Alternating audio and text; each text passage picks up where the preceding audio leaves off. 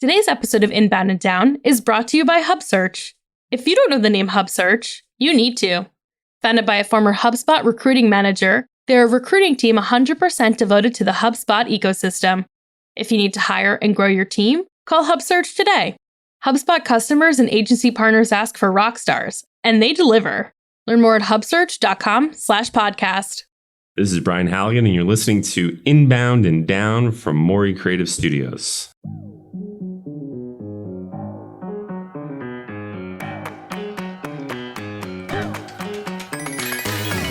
Welcome to Inbound and Down, the art and science of inbound marketing, with John Sasala, president of Morey Creative Studios. Hey, it's Sage here. I'm happy to bring you another episode from our HubSpot mini-series, this time featuring the VP of the Solutions Partner Program, Katie Ng-Mak. This episode with Katie covers so much ground. We were lucky enough to have our CEO and co-founder, Jed Morey, to guest host with John, and he tells a really incredible story about how he first came to know Katie, which I think demonstrates how amazing she is at her job and why she's so valued by the partners. Additionally, Katie gives some background on the partner program and why they decided to rebrand to Solutions Partner Program. The three have a great conversation about the collaboration that occurs in the community, and she shares some really exciting updates about Inbound 2020. Having Katie on was a true treat, so let's get into it. Here's John with the episode. Katie Ng-Mak, thank you so much for joining us here on Inbound and Down. As we get started, can you just tell us a little bit about who you are, what your title is, what you do for HubSpot? Sure. Thank you for having me today. I'm Katie. I run the Solutions Partner Program here at HubSpot. I've been with us here at HubSpot for over 10 years now, so a 10-year veteran. Started my career in sales, moved over to work with partners a couple years in, and largely have worked with HubSpot partners for 7 years in my career. And over the past year, pivoted to really running the entire program and the strategy for it into the future. So when I was first introduced to you, Katie, it was in a sales capacity. You were supporting sales or agencies in their sales efforts. And there was actually an interaction that you had with Jed Morey, the founder of our company, who I actually asked to be on the episode as well. So Jed, I wanted to introduce you there. Jed had an issue. The salesperson who was helping us at HubSpot, they call him Cams. His name is Jordan. He was being reassigned away from us, and Jed was heartbroken. He got this news. Remember, you want to tell the story? You get this news like 9 o'clock at night. Yeah, when the news came down, we really didn't have much notice about it, but there were some things rumbling around where we knew that there might be a shuffle, and I guess this happened periodically. And I went bananas because we were charging towards diamond status, which in the HubSpot partner community was kind of everything. That was if you could become a diamond partner agency. And so the salesperson that brought us into the organization was so close to getting us over the line. Part of it was superstition. Part of it was he had become a really good friend to so many of us in the organization. We're like, oh, how can we? I don't understand that. It doesn't make sense. So I went up the chain and I got a call from Katie. And I said, I don't know this, Katie. I just want my cam back. I don't know what it is. And then I realized, I remember. Then I realized where you were in the food chain. I was like, oh my God, I have a senior person from HubSpot calling me. And then we connected on the phone and it was about like 9 o'clock at night. And I remember that you had a lot going on with your family at the time. You also had the flu and you were sick as a dog on the phone. And you took my call at 9 o'clock at night.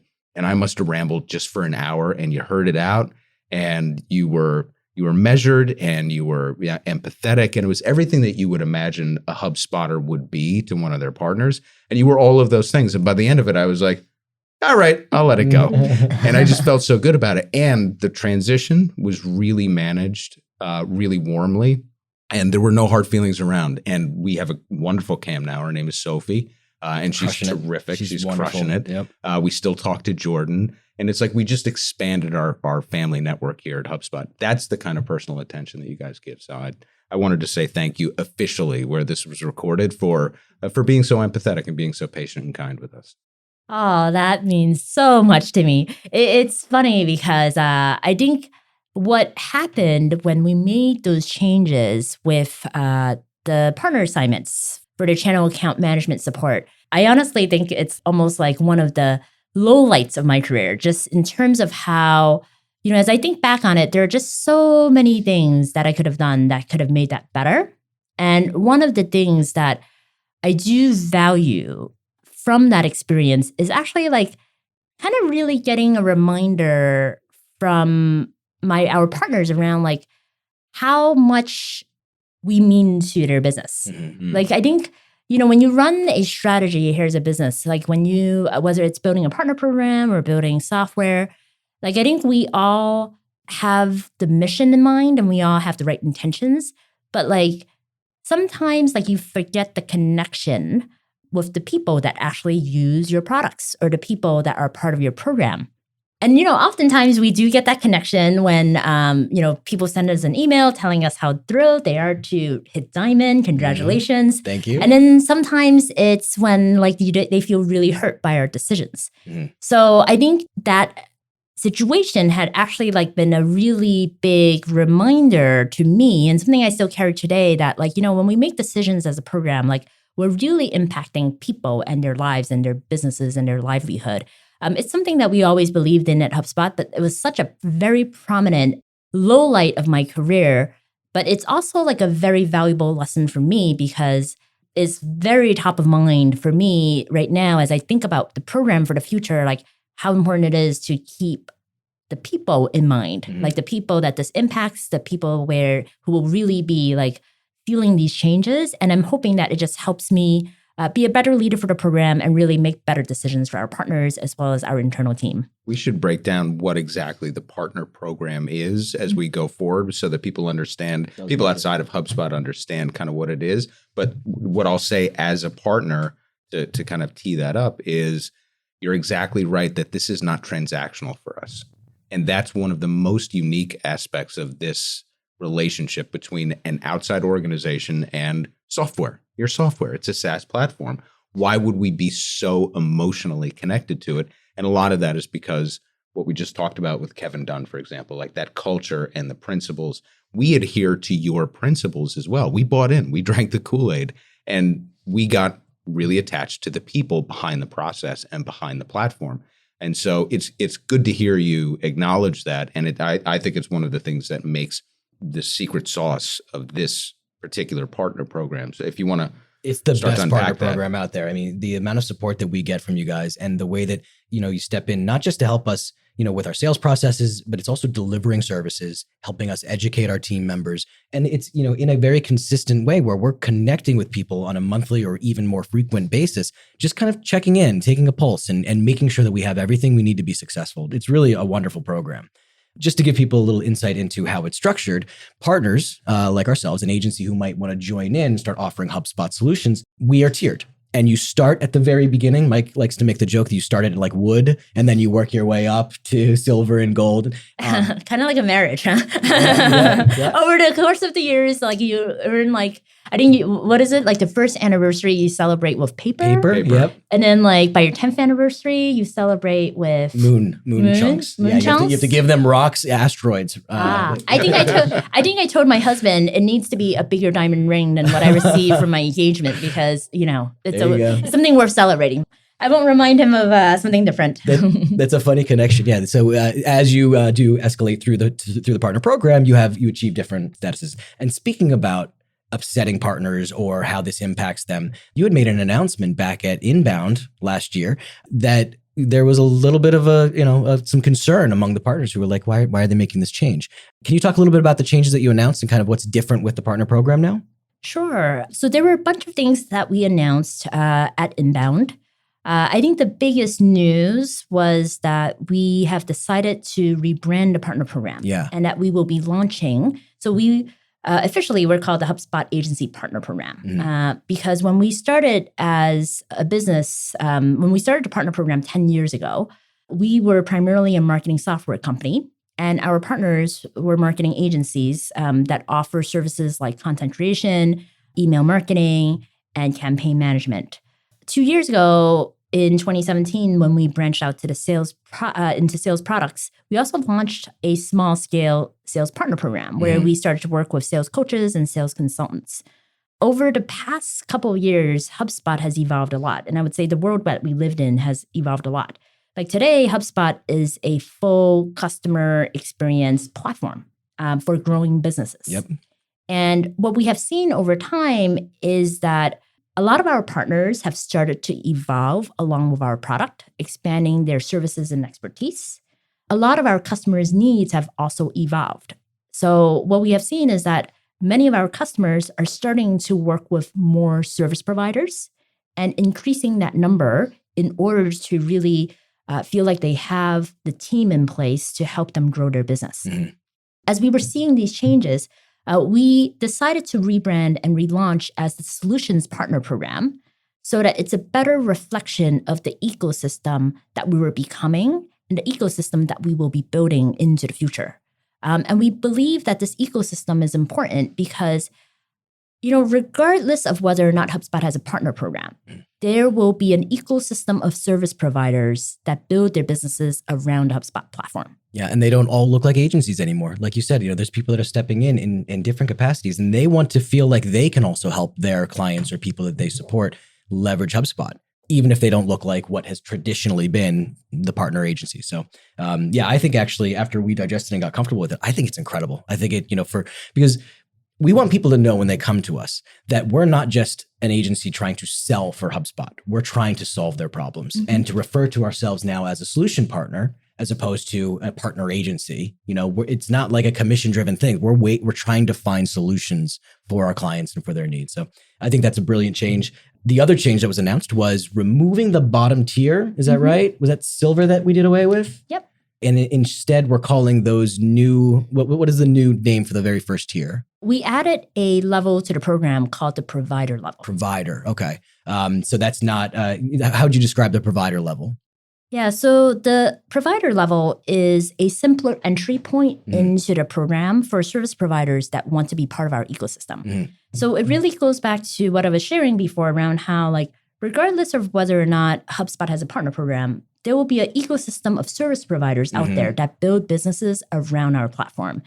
And we believe that our customers and these service providers are better off if we give them a way to enter our ecosystem. Without putting up as many barriers or saying you need to go and start on the path to trying to tier up and tier up and tier up. It's not important. Exactly. And I think the most important thing is that I think the reason we believe this is important is that customers choose HubSpot, not just because we have a software that helps businesses grow. I think they choose HubSpot because we like to take a specific point of view on how you use that technology, right? And when we were a marketing software company, that point of view was called inbound. Today, that point of view is articulated in the form of our flywheel methodology. And our customers choose us because they either agree with that point of view or they aspire to that point of view. And we want to grow this ecosystem so that we give service providers a way to learn about this point of view, a way to figure out how can I use this HubSpot technology to help my clients be able to build a world-class customer experience according to this methodology that they agree with or aspire for. And how do we make this easy? And as a business, we truly believe that when we make this investment, when we create this partner program that's inclusive of different service providers, and then also make it super clear to our customers how providers are different from our highly committed partners that have built expertise around our business, our customers are better off, and all of these service providers are better off. Yeah. Right now, the way that the tiering structure is based on sold revenue and clients, the volume of clients that we're managing. But you alluded to at your presentation at Inbound, you alluded to the fact that we're trying to evolve that to also represent the quality of services or specific specialties that different partners have. Can you tell us a little bit about that? Yeah, absolutely. So quality of service delivery is super important. It has always been important to us. When we design a tiering system, one of the challenges that my team faces is how do we make a system that measures the right things, that solves for the customer, while also keeping it simple enough so that our agency partners who are running businesses don't spend all day trying to maintain their tiers or tracking their tiers. And it's really hard. Yeah. I will be honest with you. I think when I first stepped into running this program, I had all sorts of ideas. I was like, let's do this, let's do this, let's do that. And then I thought about, number one, how hard is it to build? Number two, wow, if I were on the other end as an agency partner, some of Katie's ideas here would be pretty annoying because now I need to spend half my day trying to maintain it. So I think that, if I were to think about sold MRR and managed MRR, while they are not perfect ways to measure what we want to measure and how we want the tiers to describe like different levels of performance, right? I don't think it captures everything. Mhm. They are our best option right now as Right. we think of all the different elements that we really want to manage, Yeah. which includes describing levels of partner performance, ensuring that we have some way of having the tiers represent partners who have more experience with a certain number of HubSpot customers, Mhm. as well as just keeping it simple enough for our partners to feel like it's manageable. Or even the different hubs that you guys offer, like partners who have a lot of experience with marketing enterprise. That's a different skill set than others that are leveraging just maybe starter or pro. So being able to say, identify specifically partners that will be successful, not just with email marketing or social media or PR, whatever their specialty might be, but also the specific HubSpot tools and be able to pair people as appropriately as possible, not just based on sold or managed monthly recurring revenue. Yeah, totally. I think that, one of the things that we hope to be able to do in the future is to draw a clear relationship around what is the purpose of tiers and what is the purpose of certifications and the directory. Yeah. And how partners show up on the directory and how partners show up on the tier system. But the directory has become pretty powerful. For us, I know it has. There's a much greater discovery within that directory today than there was a year ago, 2 years ago. And I don't know if that's in just an SEO effort on HubSpot's part or the fact that more people have, or you're pushing it out more. Why do you think that more prospects and clients are discovering that directory and looking for providers like us today compared to a year or two? That's a great question. I honestly think it's just because HubSpot's growing so fast and we have so many customers. Awareness, yeah. Right? Like the business is very healthy. The rate at which we're adding customers is very healthy. And I think just from the function that our ecosystem of customers is growing, our partners are benefiting. And I think that, what we're also recognizing is that the directory is playing an increasingly important role for helping our partners get found. And then even more importantly, helping our customers be able to find the right experts with the right skills, right? So we recognize the importance of the directory in playing those two roles. And there's definitely a lot of thought right now in the business as to how we can better serve customers and partners through the design of that. Yeah, and I think we'll continue to see it evolve just the same way that the Connect partners, that entire ecosystem, that entire environment, like we're getting more and more information about exactly what an integration can do. And, as far as discovery is concerned, it's a really great evolving platform. I think the partner directory is doing the same thing. So yeah, really excited to see. And like Jed said, we're personally seeing an incredible uptick in the amount of attention that we're getting from that specific directory. So really, really looking forward to how that continues to evolve. Something that I was curious about though, in terms of the composition of these partners is beginning to change and evolve. And that is great. It's kind of encouraged a more collaborative environment among the solutions providers. And I wonder, do you talk about the fact that the community is remarkably collaborative? Because when we came into this, we're a New York agency. We were remarkably cynical, or I guess unremarkably cynical coming into the process. And we had our guard up and we were very competitive and we held everything close to the vest.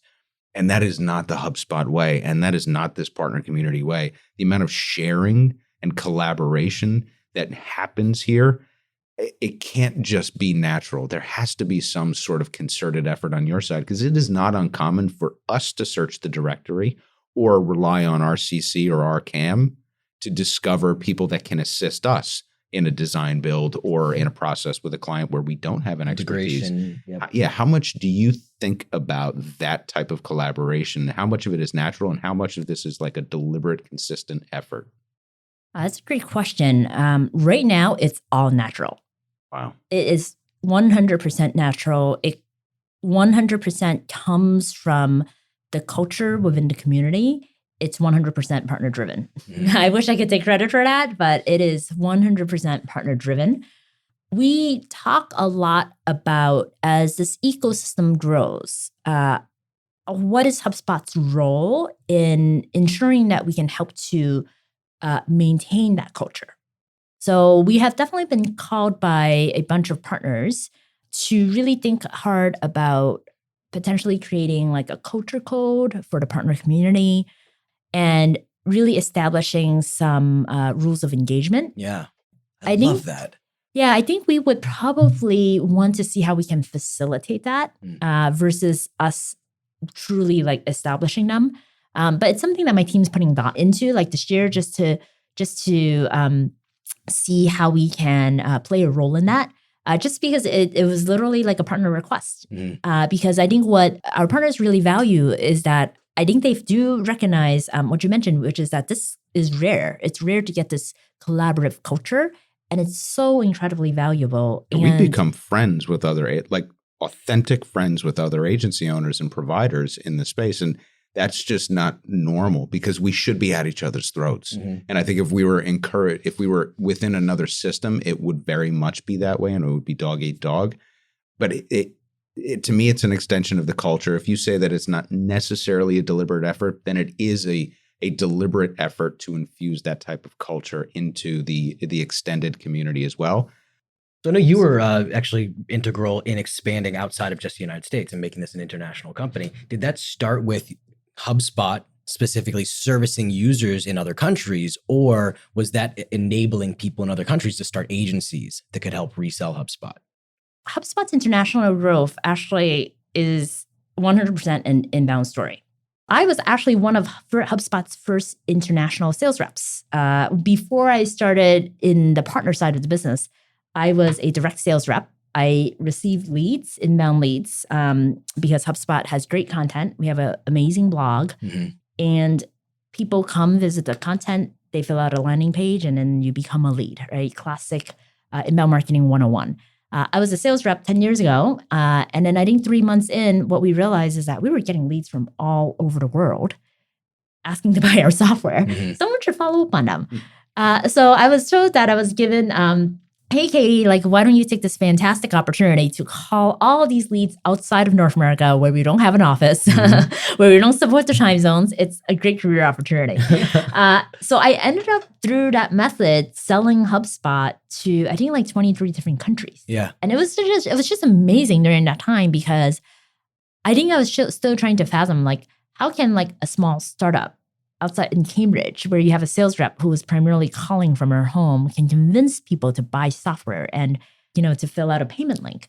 But that is literally the power of inbound. That's where taking those calls at 9 o'clock at night comes in. Katie's been used to working. That was nothing for her. Totally. Yeah.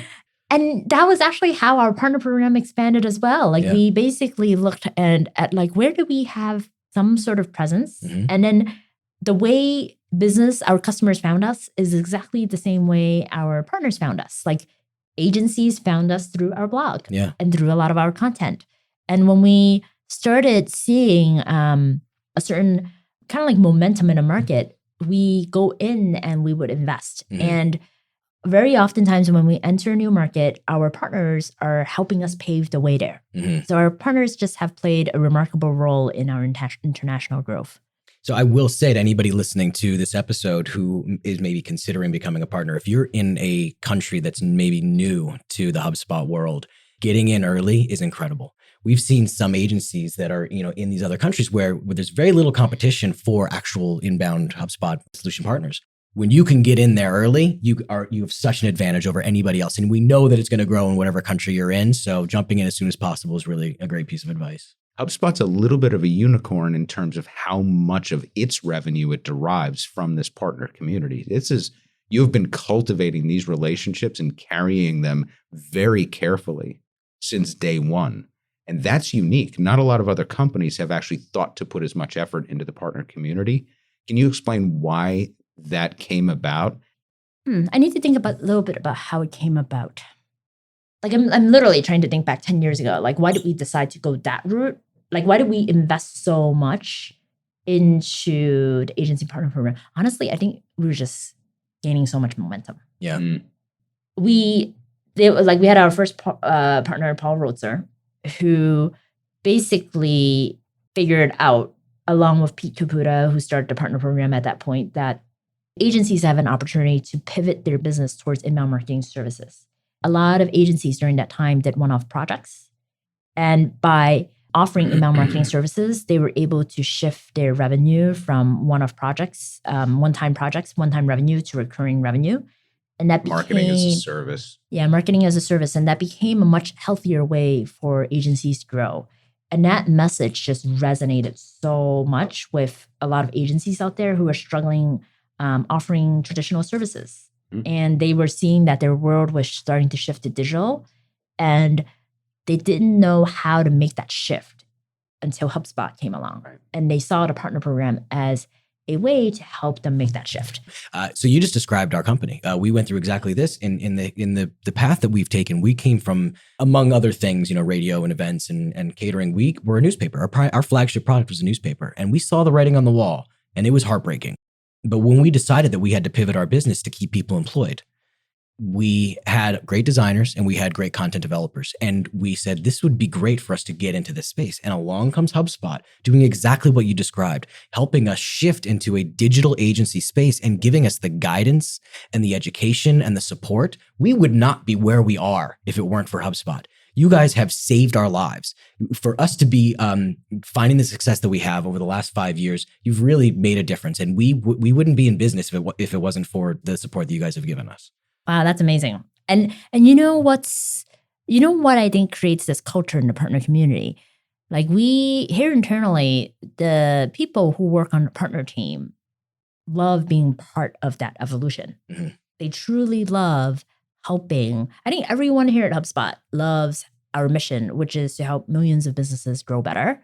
And we love working with SMBs, right? Like it's like SMBs fuel our economy. And, I think we love fighting for them and creating great products for them. But those of us who get to work with the partner program actually get to work with the small businesses. Yeah. And and that's just really powerful. So build on that for a second, because there's a sea change happening at HubSpot moving to enterprise.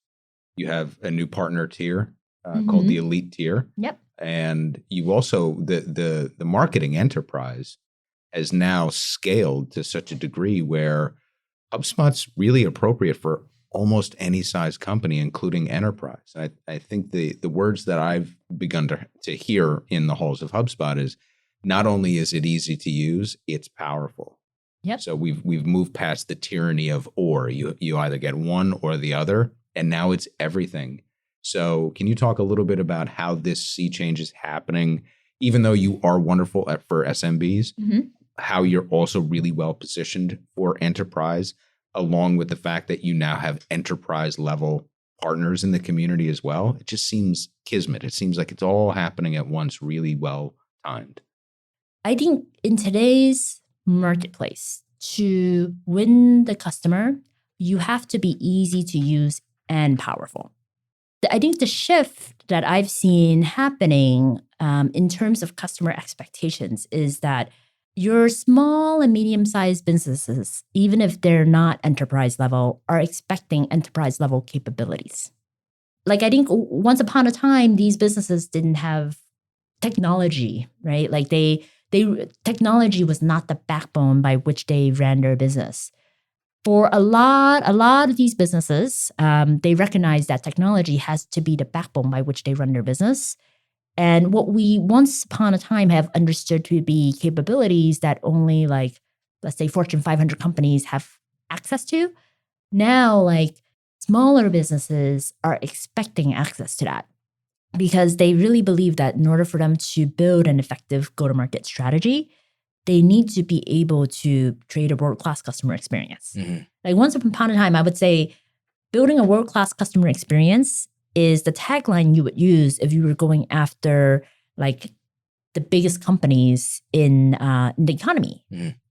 Today, I think any business, whether you're operating at home, you can actually create a world-class customer experience because you can reach anyone in the world. So that's the shift that I see more.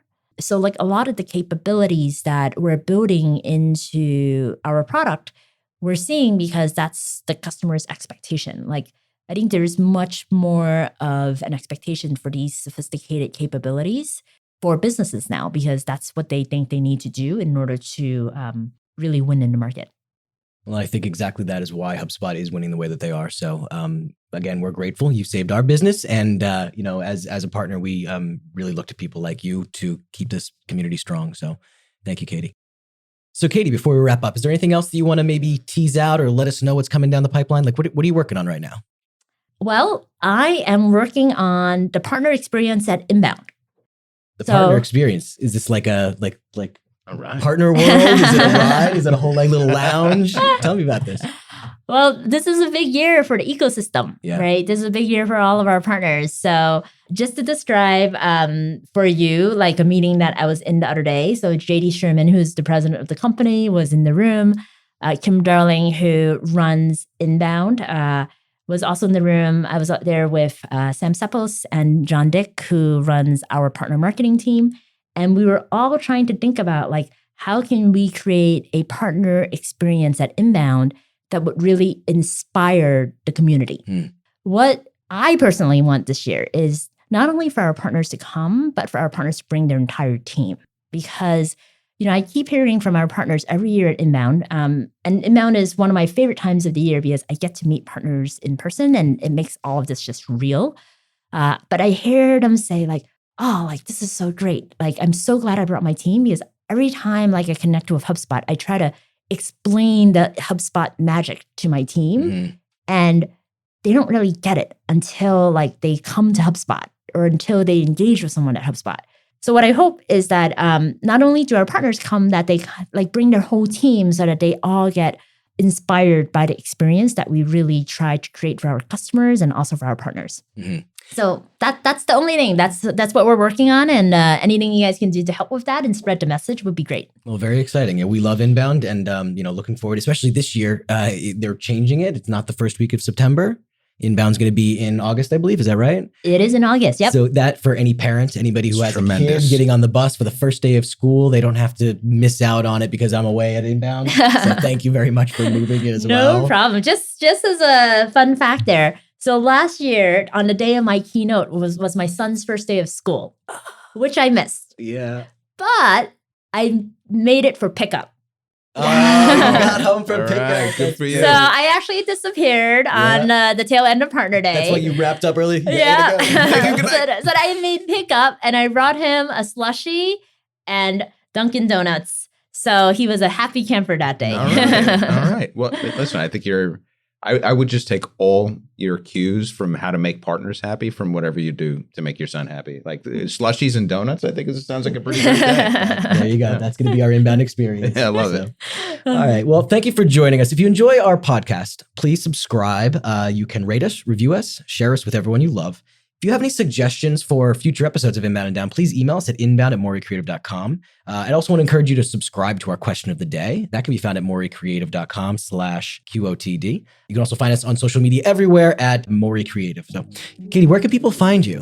Find me on LinkedIn. Okay, perfect. Katie Ng-Mak, thank you very much for joining us. This has really been a pleasure. Thank you very much for having me. Thanks for listening to this episode of Inbound and Down. If you like the podcast, please rate us, review, and subscribe. If you have any questions or suggestions, email inbound@moreycreative.com. Follow us on social everywhere at Morey Creative, and subscribe to our question of the day at moreycreative.com/QOTD.